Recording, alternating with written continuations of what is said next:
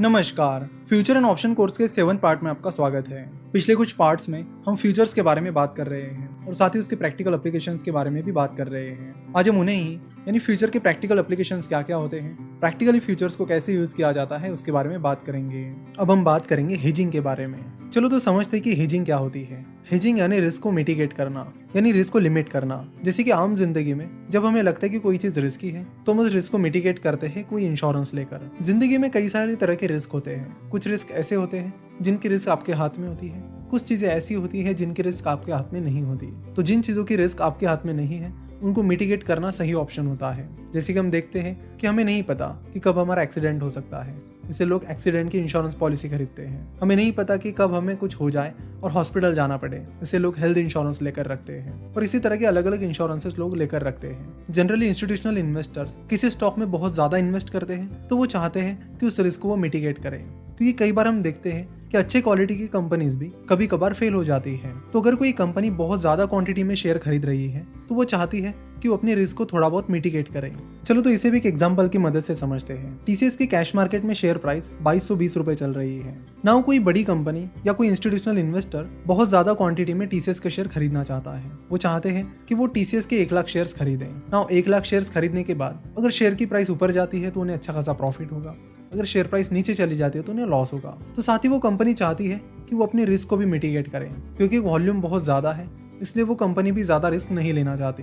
ना इस रिस्क को मिटिगेट कैसे करें, तो उस कंपनी ने इस रिस्क को मिटिगेट करने के लिए टीसीएस के कुछ फ्यूचर्स को शॉर्ट कर दिया। उस कंपनी ने डिसाइड किया कि वो टीसीएस के 1 लाख शेयर्स 2220 रुपए की प्राइस पर खरीदेगी और साथ ही इसी प्राइस पर उन्हें टीसीएस का फ्यूचर कॉन्ट्रैक्ट भी मिल जाता है। तो वो चाहते हैं कि वो टीसीएस के 25,000 शेयर्स इसी प्राइस पर शॉर्ट करें। तो जैसे कि हमें पता है कि जब आप किसी शेयर को शॉर्ट करते हो तो जैसे उसकी प्राइस नीचे जाती है आपको प्रॉफिट होता है और शेयर प्राइस ऊपर जाती है तो आपको लॉस होता है। जबकि नॉर्मल केस में यानी कैश मार्केट में जो नॉर्मल केस होती है उसमें जब शेयर प्राइस ऊपर जाती है तब आपको प्रॉफिट होता है और जब शेयर प्राइस नीचे जाती है तो आपको लॉस होता है। तो यहाँ पर 1 लाख शेयर्स खरीदे गए हैं और 25,000 शेयर्स उसी प्राइस पर यानी 2220 रुपए की प्राइस पर शॉर्ट किए गए हैं। नाउ ये शेयर प्राइस 2220 रुपए से 2230 रुपए हो जाती है तो 1 लाख शेयर्स पर 10 रुपए यानी 10 लाख रुपए का प्रॉफिट हो जाएगा। वही उन शॉर्ट किए हुए फ्यूचर्स पर आपको 10 रुपए का लॉस हो जाएगा। और आपने 25,000 शेयर्स शॉर्ट किए हैं तो 25,000 multiplied by 10 is equal to 2.5 lakh. तो कैश मार्केट में 10 लाख का आपको प्रॉफिट हुआ और उन शॉर्ट किए हुए शेयर्स पर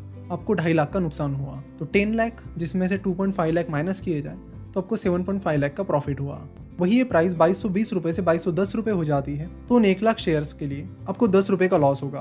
तो 1 lakh multiplied by 10 is equal to 10 lakh rupees का आपको लॉस होगा। वही उन 25,000 शेयर्स पर आपको 10 रुपए का प्रॉफिट हो जाएगा क्योंकि आपने शॉर्ट सेलिंग की है। 10 multiplied by 25,000 is equal to 2.5 lakh. तो इस केस में आपका लॉस होगा 7.5 लाख। कैश मार्केट में 10 लाख का लॉस और फ्यूचर्स में 2.5 लाख का प्रॉफिट। तो इस तरह आपका लॉस 10 लाख के बजाय 2.5 लाख से कम हो गया यानी 7.5 लाख का हो गया। तो इस तरह आप हेजिंग कर सकते हो एक लिमिट में। तो हेजिंग कुछ इस तरह यूज की जाती है आपके रिस्क को लिमिट करने के लिए। देखो आप सारे के सारे शेयर शॉर्ट करते तो आपको कुछ ज्यादा फायदा नहीं मिलेगा क्योंकि आपका प्रॉफिट और लॉस दोनों नल हो जाएंगे। जैसे कि अगर आपने टीसीएस के कैश मार्केट में 2220 रुपए की प्राइस पर 1 लाख शेयर्स खरीदे हैं और 2220 रुपए की प्राइस पर ही 1 लाख शेयर शॉर्ट किए हैं तो आपको कुछ प्रॉफिट और लॉस नहीं होगा, वो हमेशा नल ही रहेगा। क्योंकि जब प्राइस 2220 रुपए से 2230 रुपए हो जाएगी तो आपको कैश मार्केट में पर शेयर के पीछे 10 रुपए का प्रॉफिट होगा और फ्यूचर्स मार्केट में पर शेयर के पीछे 10 रुपए का लॉस होगा। उसी तरह जब वो शेयर प्राइस 10 रुपए से गिर जाएगी यानी 2220 से 2210 रुपए हो जाएगी तब आपको कैश मार्केट में एक शेयर के पीछे 10 रुपए का लॉस होगा और फ्यूचर्स में एक शेयर के पीछे 10 रुपए का प्रॉफिट होगा। तो अल्टीमेटली सिचुएशन नल हो जाएगी। तो आप सेम शेयर कैश मार्केट में खरीद रहे हो और सेम क्वांटिटी पर शॉर्ट सेलिंग कर रहे हो तो आपका प्रॉफिट एंड लॉस नल रहेगा, उसमें कोई सेंस नहीं बनता है। इससे जितनी आपकी क्वांटिटी है उससे थोड़ी सी क्वांटिटी आप शॉर्ट कर सकते हो यानी जो कैश मार्केट में पोजीशन है उसके अपोजिट पोजीशन ले सकते हो और अपनी कुछ रिस्क मिटिगेट कर सकते हो। तो आशा करता हूँ कि आपको शॉर्ट सेलिंग और हेजिंग दोनों चीजें समझ में आई होगी। आगे चलकर हम ऑप्शंस के बारे में बात करने वाले हैं जो कि काफी इंटरेस्टिंग है। सो वहां पर भी हम हेजिंग के बारे में फिर से बात करेंगे। आशा करता हूँ कि आपको वीडियो पसंद आई होगी। वीडियो देखने के लिए और हमसे जुड़े रहने के लिए आपका बहुत बहुत धन्यवाद।